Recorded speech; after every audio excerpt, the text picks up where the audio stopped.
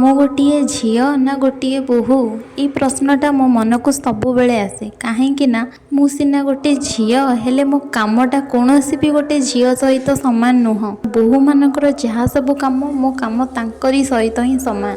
ଆଜିକାଲିର ବୋହୂମାନେ ତ ସେତିକ ବି କାମ କରୁନାହାନ୍ତି। ତ ସେଥିପାଇଁ ସବୁବେଳେ ଏ ପ୍ରଶ୍ନଟା ମୋ ମନକୁ ଆସେ। କାହିଁକି ନା ଘରର ଅଧା କାମ ତ ମୋତେ ହିଁ କରିବାକୁ ପଡ଼େ।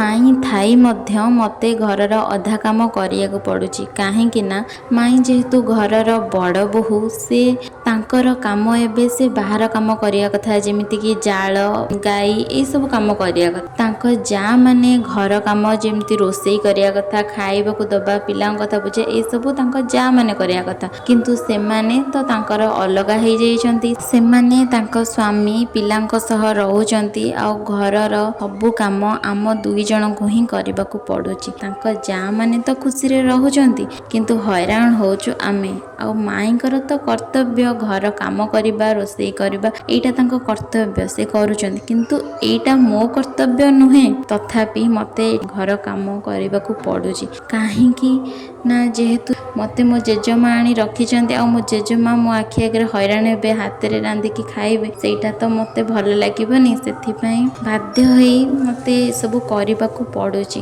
ମୋ ଭବିଷ୍ୟତକୁ ନଷ୍ଟ କରି ରୋଷେଇ କରି ତାଙ୍କୁ ଖାଇବାକୁ ଦେବାକୁ ପଡ଼ୁଛି। ଏତେ ସବୁ କାମ କରିବା ପରେ ବି ସେ ଯଦି ମୋତେ ପାଠ ପଢ଼ିବାକୁ ଦିଅନ୍ତେ ଆଉ କୁହନ୍ତେ, ତୁ ଏତେ ସମୟ କାମ କଲୁଣୁ, ଯା କିଛି ସମୟ ପାଠ ପଢ଼ିନେ, ତାହେଲେ ମୁଁ ବହୁତ ଖୁସି ହୁଅନ୍ତି। ଯେଉଁମାନଙ୍କର ମୁଁ କରୁଛି ସେମାନେ ହେଲେ ଚାହାନ୍ତେ କି ନାଇଁ ମୁଁ ପାଠ ପଢ଼େ ବୋଲି, କିନ୍ତୁ ନା, ସେମାନେ ବି ଠିକ୍ ସେ ଚାହୁଁନାହାନ୍ତି ମୁଁ ପାଠ ପଢ଼େ ବୋଲି। ସବୁ ପରେ ବି ମୁଁ ପାଠ ପଢ଼ା କଣ୍ଟିନ୍ୟୁ ରଖିଛି।